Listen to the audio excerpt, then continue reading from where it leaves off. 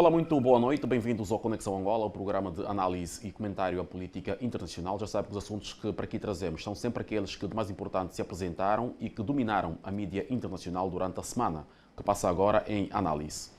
Para o efeito, nós temos sempre um painel de comentadores espalhados um pouco por todo o mundo para que, com o seu saber e também as suas análises, ajudem-nos a perceber o porquê de tais fenómenos. Assim é que vamos passar a apresentar os convidados que nesta noite vão connosco comentar assuntos onde se destaca a surpresa eleitoral em Portugal, mas, sobretudo, esta semana foi de mais um susto para a África, uma tentativa de golpe de Estado na Guiné-Bissau. Começo por cumprimentar o Wellington Calazans, que nos fala a partir de Estocolmo, na Suécia. Wellington, boa noite e bem-vindo mais uma vez. Boa noite, David. Boa noite, colegas do painel, e a você assistindo à televisão pública de Angola. A partir de Toronto, no Canadá, Francisco Pegado. Francisco, também não nos chegam boas notícias do Canadá nesta semana. Infelizmente não. Boa noite, David. Boa noite, colegas do painel, e boa noite, amigos da TPA. E como disse, a semana em África ficou marcada pela tentativa de mais um golpe de Estado, no caso na Guiné-Bissau, coincidentemente na mesma sub-região onde já se verificaram nos últimos 2 anos 3 golpes. Está neste momento a ser um assunto que está a dominar a agenda da União Africana e, para o efeito, o professor Matias Pires está em Addis Abeba, na Etiópia, o palco das discussões da política africana. Professor, boa noite e bem-vindo a essa conexão. Boa noite, David. Boa noite, colegas, e boa noite, telespectadores da TPA. E vamos começar justamente por este assunto, e vou começar com o Wellington. Wellington, a Guiné-Bissau é um país que também o Wellington acompanha com alguma particularidade e, portanto, tem algum domínio sobre o que se passa lá, sobretudo na política. Tivemos essa surpresa, essa triste surpresa na última terça-feira, que foi a tentativa de golpe de Estado, felizmente frustrada pelas forças da ordem, tendo em conta aquilo que foram os pronunciamentos do presidente Umaru Sissoko Embalo e também do próprio primeiro-ministro Nuno Nabian. Segundo o chefe de Estado, esta tentativa estará relacionada com a política do Estado guineense no combate ao narcotráfico. Olha, David, eu preciso lembrar e destacar aqui para o nosso público que uma das grandes conquistas desse programa é que a opinião dos comentadores, dos comentaristas, como falamos no Brasil, ela não reflete necessariamente nem a opinião do programa, nem da televisão pública de Angola. Mas eu preciso, como uma pessoa que está muito dedicada à questão da Guiné-Bissau, destacar que, na minha opinião, o golpe na Guiné-Bissau ele se deu com a chegada do Sissoko e do Nuno Nabian ao poder. E é lamentável que agora isso esteja sendo ignorado por grande parte da imprensa. David, eu tive acesso a um documento da inteligência francesa que apontava que Sissoko tinha ligações diretas com o terrorismo. Isso antes dele assumir como presidente da República. Por que que esse tipo de preocupação passa a ser ignorado no momento em que houve a contestação sobre os resultados eleitorais com provas contundentes que foram apresentadas naquela oportunidade? Então eu vejo que a comunidade internacional ali naquela região, lamentavelmente, tem cometido erros que podem ser muito, mas muito dramáticos no futuro. Esses acontecimentos recentes, registrados essa semana lá na Guiné-Bissau, eles, na minha opinião, podem ser vistos como uma tentativa do próprio Sissoko e o Nuno abafarem uma série de problemas que começaram a despoletar no país. Sabemos que há um avião parado no aeroporto de Bissau e que o próprio Nuno Nabian disse que tinha que ser investigado para saber o que tinha dentro. Sabemos que houve uma mudança de ministérios e ministros, criando novos ministérios, trocando pastas de ministros, mantendo alguns, que até o próprio MADEM, que era o partido da base do Sissoko e do Nuno Nabian, está bastante insatisfeito. Então, eu recebi informação de diversas pessoas ligadas à política de Bissau, de que tudo aponta para que tenha sido um grande teatro do próprio Sissoko, a tentativa de desviar o foco e sair como uma pessoa forte, capaz de impedir que um golpe seja consolidado na Guiné-Bissau. Eu vejo que o golpe já aconteceu e que foi o embrião dos golpes que estão acontecendo ali naquela região. E quero fazer aqui, David, um alerta muito importante para um futuro que eu vislumbro. O Sissoko, com esse golpe, que eu acho que não foi golpe,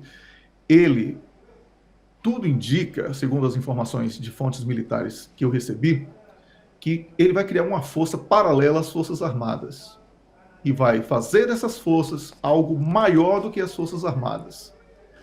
Nas Forças Armadas existentes hoje, ele vai colocar um mandinga, para não dizer que existe uma questão étnica, mas nessa nova força que está sendo criada com a ajuda de alguns países vizinhos e outros um pouco mais distantes, ele irá colocar um comandante Fula, e eu gostaria de destacar que o Sissoko é adepto a uma criação da nação Fulani, a partir dos povos Fula.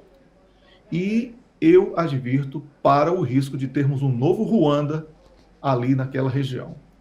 Essa é uma advertência que eu faço com muita preocupação, porque a comunidade internacional não pode ignorar essa questão étnica que foi levantada pelo próprio Sissoko durante a campanha eleitoral. É preciso ter muito cuidado para evitarmos uma tragédia muito grande. É isso, David. Obrigado, Wellington. Professor Matias Pires, um país com 48 anos de independência, 4 golpes de Estado no seu histórico, 28 tentativas de golpe, com esta última somamos a 29 tentativas de golpe.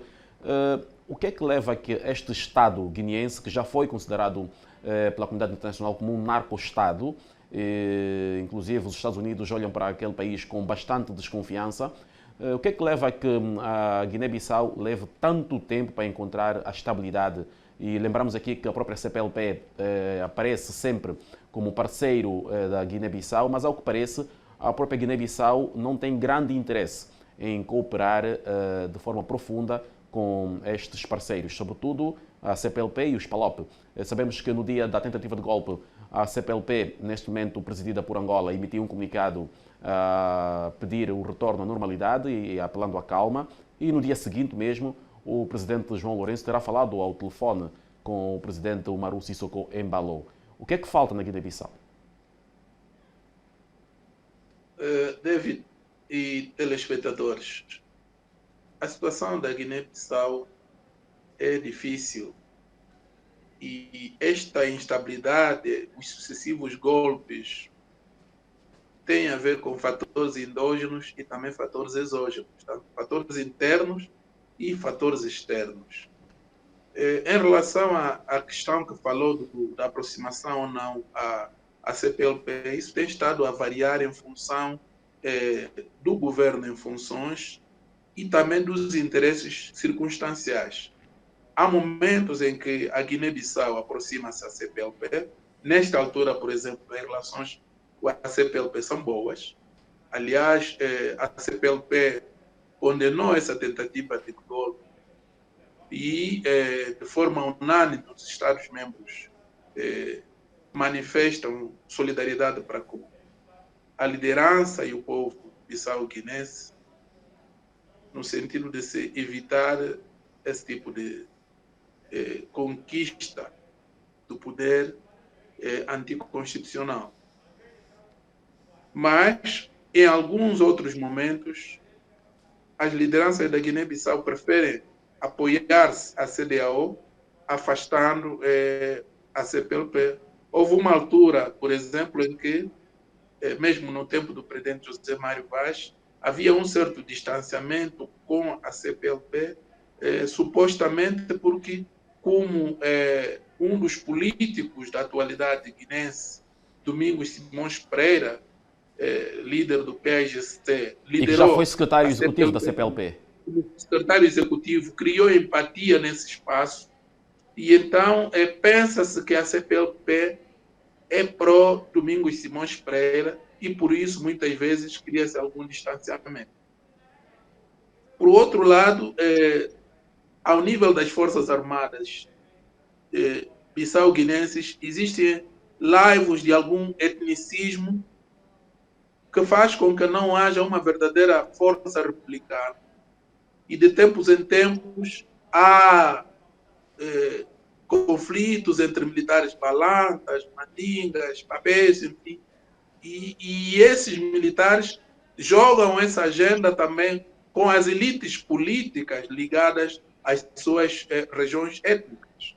Para além disso, os fatores estruturais que têm a ver com a pobreza, que vem há muito tempo, a questão do narcotráfico, que cria também grupos de interesse que se digladiam, e do ponto de vista tanto dos fatores externos, olhamos para a situação da sub-região, que está com muitos golpes, tanto sabemos dos golpes havidos no Mali, na Guiné Francesa, portanto a Guiné-Conakry, mais recentemente o Burkina Faso. A Guiné-Bissau está, apesar de ser Guiné portuguesa, está na zona de influência da França. Não é por acaso que a sua moeda é o franc CFA, a Guiné faz parte da zona franc CFA, e uma das primeiras entidades que o presidente Sissoko Embalo recebeu depois dessa tentativa de golpe foi o embaixador francês acreditado na Guiné-Bissau, o senhor Terence Willis. Portanto, temos aqui alguns fatores convergentes em termos das dinâmicas da região da África Ocidental. E isto pode estar ligado também a algumas redes que procuram criar instabilidade naquela zona. Agora, esta narrativa que o Wellington descreveu de ser simulação, não é uma corrente que diz isso, mas não é totalmente ausente a informação sobre eventuais autores do golpe, porque fala-se em prisão do almirante José Contra o almirante Bubu Bubu Nachuto. Exatamente, que é uma figura antiga também nesse tipo de eventos. Esteve preso nos Estados Unidos, acusado de ser barão da droga, cumpriu a prisão e depois foi devolvido à liberdade.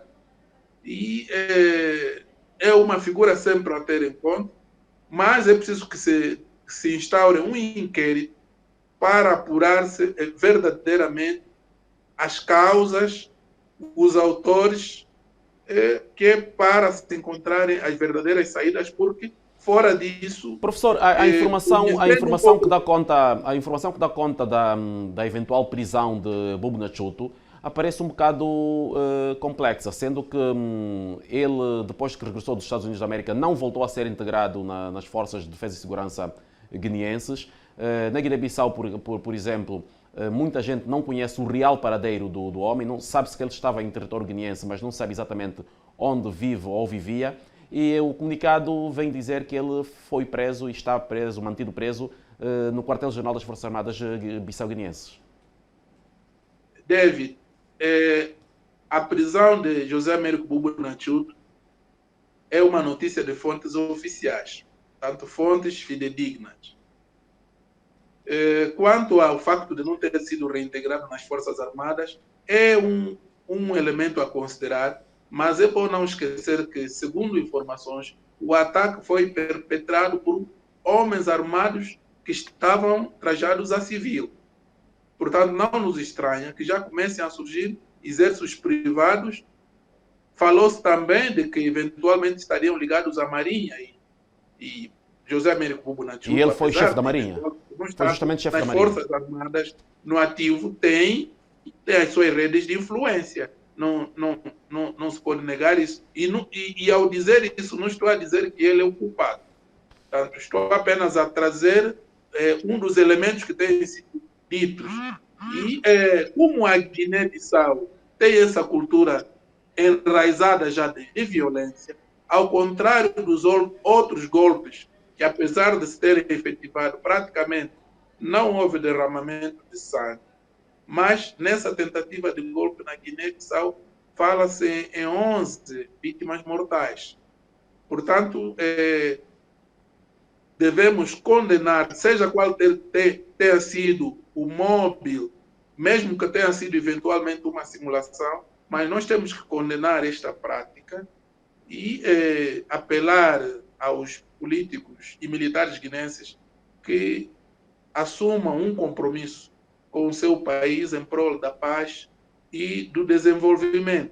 Que sem postura republicana e patriótica, a Guiné vai continuar a viver este adiamento permanente. Professor, uma última questão sobre esse assunto tem que ver justamente com esta confusão que existe no sistema político guineense. Portanto, tem um sistema semipresidencialista onde o presidente acaba por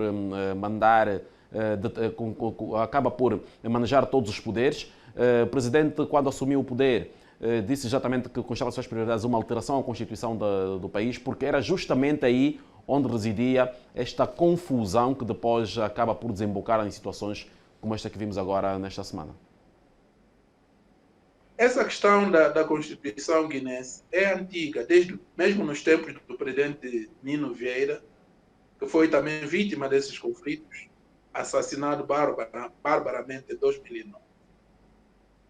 O que existe é que, dependendo das vontades do presidente em funções, ora a Guiné inclina-se para um semipresidencialismo do modelo francês, tanto um modelo executivo em que o presidente governa e é coadjuvado por um primeiro-ministro, ora migra para o modelo português, em que o governo é dirigido por um primeiro-ministro e o presidente assume funções de autoridade moral, de árbitro, que vai gerindo, digamos assim, os equilíbrios políticos. Mas, no caso do presidente Sissoko Embalo, para além de ele não ter tanto deixado que o PAIGC, que ganhou as legislativas, formasse governo, por inerência, o primeiro-ministro eleito seria Domingos Simões Pereira, mas por causa das rivalidades pessoais entre ambos, o presidente Embalo recusou-se e então o PAIGC alternativamente propôs que o primeiro-ministro então cessante Aristides Simões Pereira? Gomes Gomes pudesse continuar a dirigir o governo. Mas depois criou-se alguma confusão e retirou-se o poder ao PAIGC, embora também o PAIGC, diga-se, tinha uma maioria muito precária, daí tivesse sido depois subvertida por algumas alianças que fez com pequenos partidos a migrarem para o outro lado, e nessa condição a PU, o PDGB, o PRS e o MADEM G15 formaram a coligação que sustenta o governo de Nuno Gomes Nabian. De modo que esta questão da revisão constitucional é ela também importante, mas é preciso que haja, primeiro, vontade política e é preciso que haja também uma maioria constitucional para viabilizar essa revisão. Maioria esta que o presidente Sissoko Embalo não tem, porque praticamente o parlamento está meio com o PAIGC que venceu as legislativas. Professor, o golpe no Mali, no Burkina Faso, também na Guiné, fez acender uma lâmpada de emergência para um temor, para um efeito dominó. Portanto, vários analistas falavam ou temiam que isso fosse também acontecer na Guiné-Bissau, como houve esta tentativa agora, e também no Níger. Sim, essa sombra de golpes continua, infelizmente. Mesmo o Níger também ainda não escapou a isso. Esta semana, no dia 3, o chefe de Estado e de Governo da CEDEAO realizaram uma cimeira, depois de terem realizado uma de emergência e terem mandado missões, primeiro uma missão militar e depois de ministro dos negócios estrangeiros a Bissau, a CEDEAO refletiu sobre este quadro negro e repetitivo de golpes.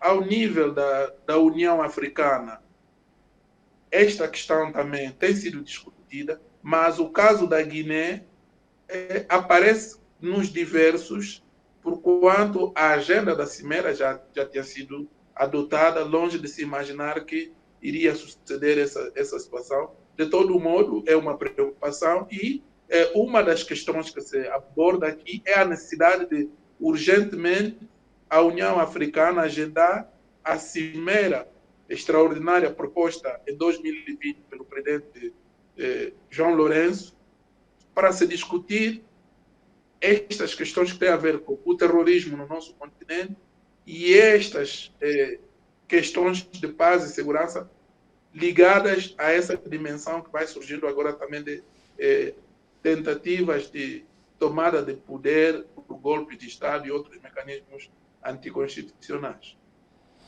Obrigado, professor Matias Pires. Vamos ouvir agora o Francisco Pegado. Francisco, a Guiné-Bissau, à semelhança de Angola, é um país cuja a maioria da população é jovem. E que esperança se pode passar para os jovens num país com este histórico de instabilidade? Obrigado, David. Obrigado aí pela explanação dos meus colegas do painel, que já falaram quase tudo, as vertentes todas que circulam as possibilidades desse golpe. Eu vou começar primeiro, vou responder a sua pergunta, mas dizendo que eu estou triste pelo facto de ter a nação guinense ter perdido 11 filhos. Filhos esses que, de certeza, têm jovens também, que poderiam fazer com que o país avançasse.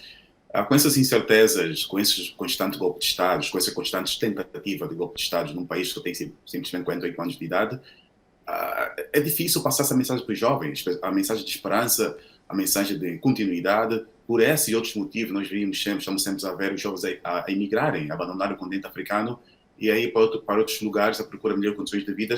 E muitas das vezes encontram até piores situações e acabam até de morrer nessa travessia no mar, a travessia terrestre, nas travessias aéreas.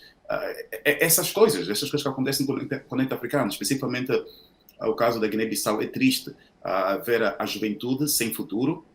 A juventude, lógico, se aparecer alguém que ofereça uma esperança para esse jovem, o jovem não vai olhar para trás 2 vezes, entrega-se e só mais tarde vai refletir se foi certo ou não. E muitas das vezes dá no que dá, muitas das vezes entrega-se, já que a Guiné é considerada um estado de narcotráfico por muitas instituições, e também essa questão do Estado, se permitem esse termo, Estado falido, Estado que não avança, nem para, nem avança, faz com que os jovens ficam perdidos. Eu tive a chance de conversar com 2 jovens guinenses, um na Espanha e outro aqui em Toronto, e foi este o sentimento de não querer regressar à pátria nunca. Tem um até que chorou, que está triste por ver a Guiné cada vez a dar mais passos para trás em vez de para frente.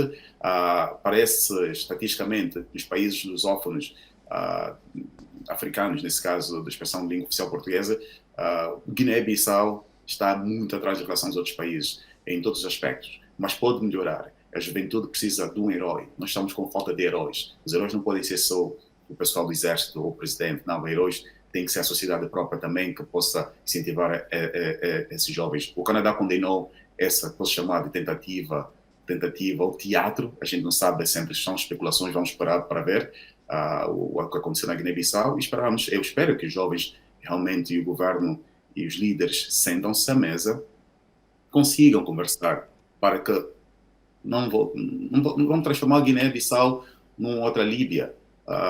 Nos outros, estamos a ver o que tem acontecido nos países fronteiriços da Guiné-Bissau. Espero eu que nada disso volte a acontecer, consigam encontrar a paz e a tranquilidade para que a juventude realmente consiga motivar-se e fazer com que esse país e o nosso continente, de uma forma geral, consiga avançar, deixando de ser vistos como pedintes, mas sim como fazedores de opiniões e pessoas que fazem acontecer. Francisco, obrigado por essas palavras sobre a Guiné-Bissau. Eu consigo que vou continuar agora olhando para um outro tema que também continua a dominar a atualidade internacional, justamente a tensão na fronteira Ucrânia-Rússia.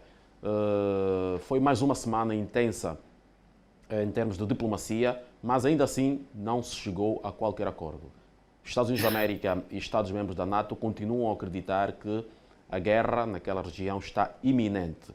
Mais do que isto, é mesmo a movimentação de 100 mil homens russos para aquela região da fronteira, com armamentos, e também os Estados Unidos também a posicionar-se cada vez mais no leste da Europa com envio de tropas. Antes mandava apenas material bélico, mas agora também começou a mandar homens.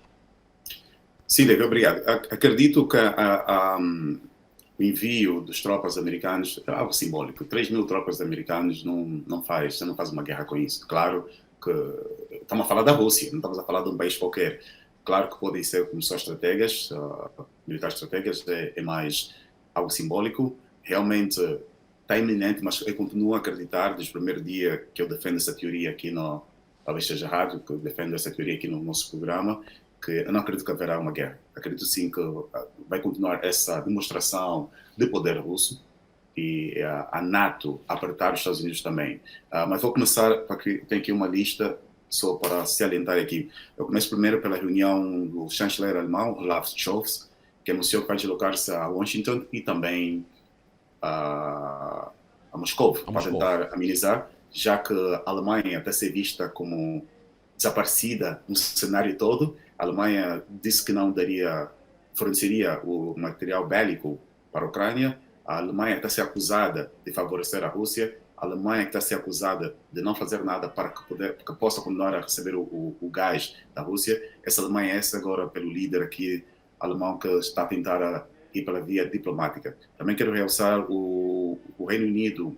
O primeiro-ministro do Reino Unido também teve um encontro via telefone com o presidente Vladimir Putin para falar sobre essa questão. E para fechar, o Emmanuel Macron, presidente da França, e Joe Biden, dos Estados Unidos da América, também reuniram-se para apertar a Rússia. Dizem que querem sanções mais robustas e, nesse caso, vai atingir diretamente a Vladimir Putin e seus aliados, os chefes de governos que têm contas bancárias fora da Rússia, na Europa, nos Estados Unidos da América, as outras partes do mundo. O governo do Canadá também já disse que está a favor da diplomacia, mas continua a enviar, como eu disse a semana passada, já enviou e vai enviar mais tropas ainda. O total serão 400 militares para treinar. O apoio será o apoio financeiro. Não acredito que vamos conseguir, neste mês de fevereiro, encontrar uma paz, uma conclusão, mas ainda acho que a NATO, que a Ucrânia não fará parte da NATO anytime soon, em qualquer momento, mas acredito que haverá paz e a diplomacia será um caminho. A Rússia vai continuar a fazer o seu papel da Rússia, dificultar as coisas, mas também temos que ver a parte também da Rússia, que a Rússia não quer que a NATO aproxime-se da sua fronteira, porque estando a NATO na Ucrânia, a Ucrânia está aí já próxima à Rússia. Também entendo a relação cultural, porque a Ucrânia e a Rússia, praticamente, a Rússia nasceu dentro da Ucrânia. Tu tens ucranianos com pais russos, ucranianos com mãe russa, primos russos, então é uma família e fica difícil. Contando que na região da fronteira, justamente onde se está a desenvolver essa tensão toda, a população, 90% daquela população fala russo. Apenas na escola é que aprendem as matérias em ucraniano. Isso é verdade. É mais outra coisa. Essa população também está dividida. Ainda bem que tocou nesse assunto, porque eu continuo a dizer que o que a Rússia vai fazer vai continuar a apoiar os separatistas que estão nas duas partes da Ucrânia. A Ucrânia é um território muito grande. Nas partes que os separatistas querem separar-se da Ucrânia, a Rússia vai continuar a injetar armas e dinheiro separatistas para que isso continue a acontecer. E vi uma reportagem ontem que antigos militares, professores e alguns civis ucranianos estão dispostos a entregar a sua vida, literalmente, em defesa do país. Querem lutar até a última bala para que a Ucrânia não seja tomada pela Rússia. Mas não acredito que a via da diplomacia vai surtir efeito. E esta vez a Rússia, para terminar, a Ucrânia sente-se um bocadinho mais leve, parece, desde a anexação da Crimeia, que foi em 2014 até agora. A União Europeia, a NATO, tem feito muito mais, além de enviar as tropas, dinheiros, sanções diplomáticas e também agora o material bélico. A Ucrânia agora vê que sim, que está no caminho certo em termos de apoio, não está sozinha. Wellington, depois dessa explanação do Francisco, temos aqui essa situação de reservistas ucranianos que já estão mobilizados e dizem-se dispostos a defender a pátria com a própria vida.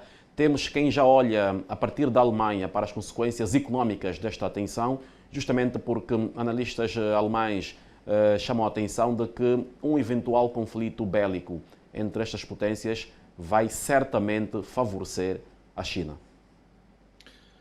Olha, David, não existe razão para que a Rússia seja vista como um país que irá invadir a Ucrânia e que irá produzir uma guerra. A Rússia tem todo o direito de colocar quantos militares ela quiser dentro do seu território. Afinal de contas, é a defesa russa, né? Senão não seria defesa, seria qualquer outra coisa. A propaganda repetitiva, ela acaba se tornando verdade na cabeça de alguns desavisados. O que ocorre é que houve um acordo verbal e que não foi cumprido pela NATO, que hoje ocupa pontos estratégicos fronteiriços com a Rússia, quando havia a promessa de que isso não iria ocorrer. Então, os Estados Unidos falam agora em via diplomática. Ao mesmo tempo que falam isso, eles enviam mais soldados para as fronteiras e também armas. Isso significa uma provocação clara, uma grande contradição entre o que é dito e o que é feito.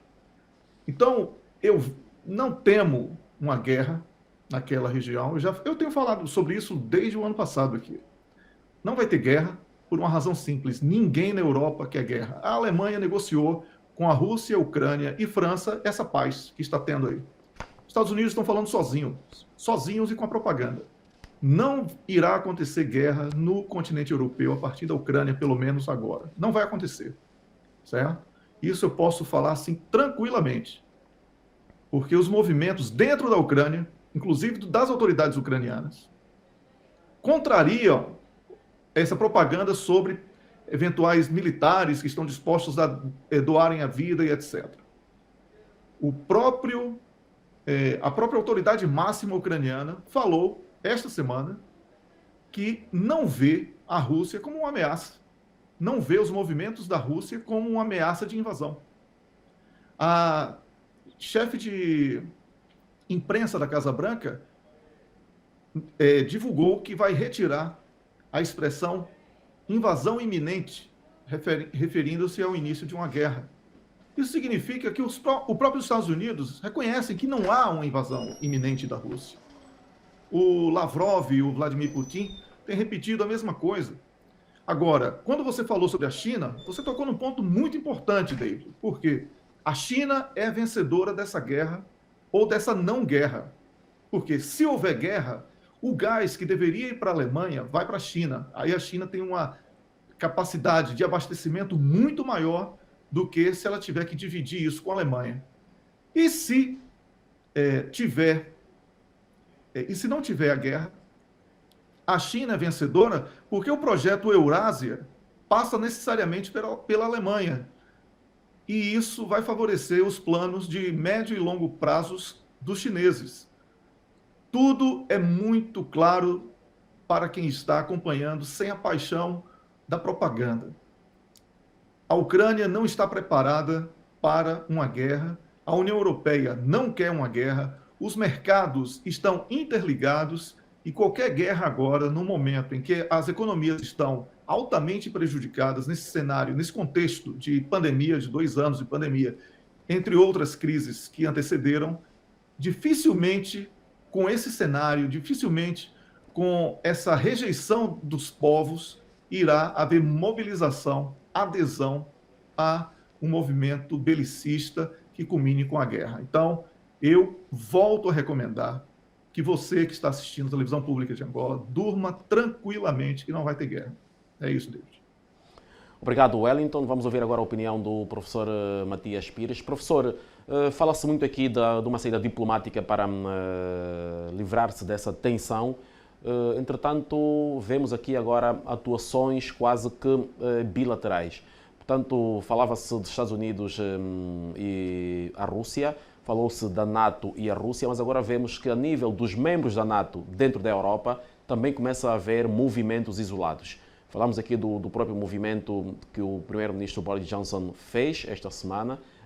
Vemos o movimento que Emmanuel Macron está a fazer, tanto como presidente em exercício da União Europeia, como presidente de França, e também os movimentos que a própria Alemanha vai fazendo, tanto para com a Ucrânia, tanto para com a Rússia.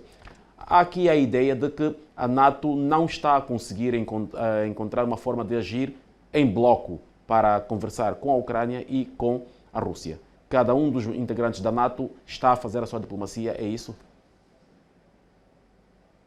David, a NATO vem vivendo de várias crises.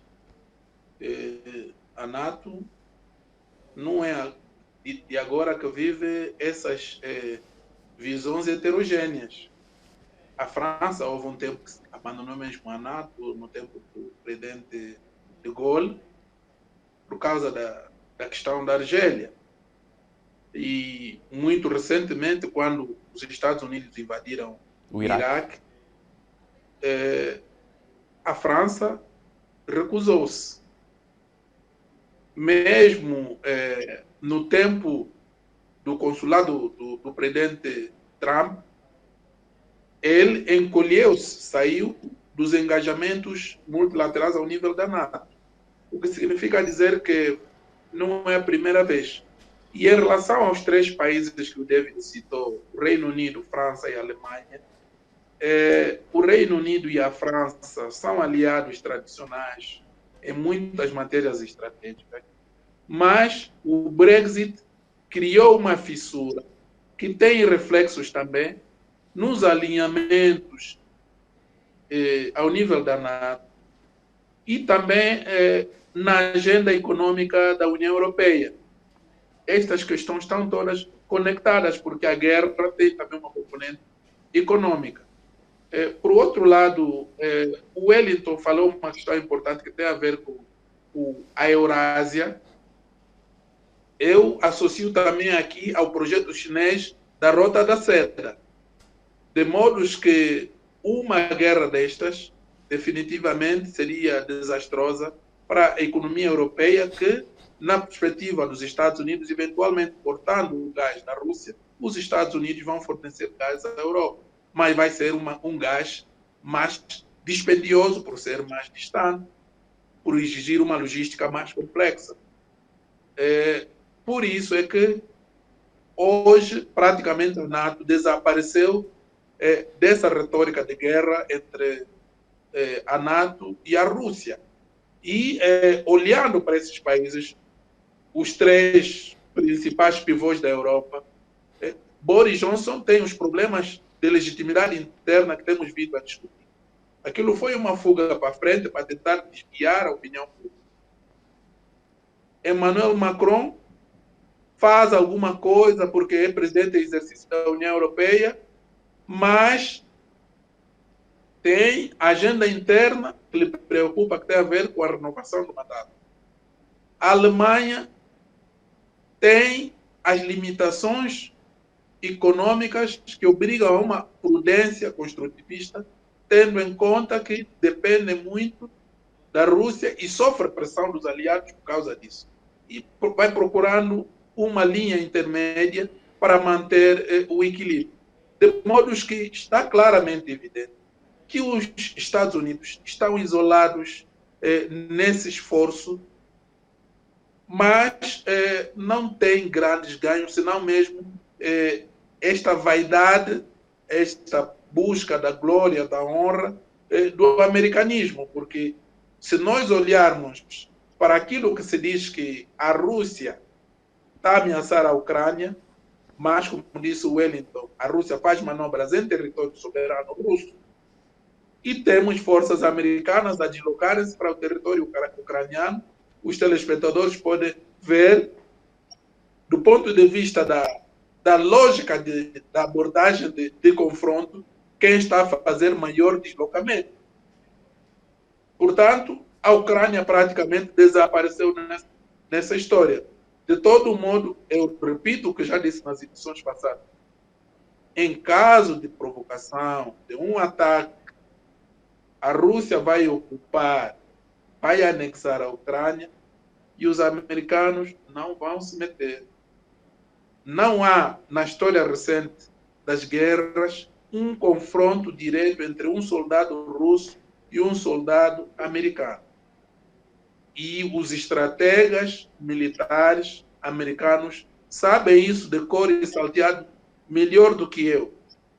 Não é por acaso que os americanos não conseguiram destituir o presidente da Síria, nem o presidente da Venezuela, a partir do momento em que houve alguma assistência russa. Da Rússia. Portanto, eu penso que vamos acompanhar os próximos passos. Joe Biden não vai atirar a toalha ao tapete porque procura alguma via alternativa para revigorar a imagem dos Estados Unidos ao nível da sua política externa depois da saída desastrosa do Afeganistão. no Afeganistão. E esta narrativa da Ucrânia pode ser uma variável aceitável. Mas aqui, para terminar, no fundo, voltamos àquela formulação feliz de Tim Marshall. Somos todos prisioneiros da geografia. Não há aqui muita manobra. Somos prisioneiros da geografia. A Europa não vai aventurar-se numa guerra nesta altura, porque seria desastrosa. Obrigado, professor Matias Pires. Aos três, peço que nos mantenhamos conectados. Vamos observar um brevíssimo intervalo e voltamos já já para abordarmos outros assuntos que também fizeram manchete na semana que estamos hoje aqui a analisar. Quanto a si, caro telespectador, pedimos também que não troque de canal e sequer saia do seu lugar, que o intervalo é breve, nós voltamos já já. Está a ver o Conexão Angola.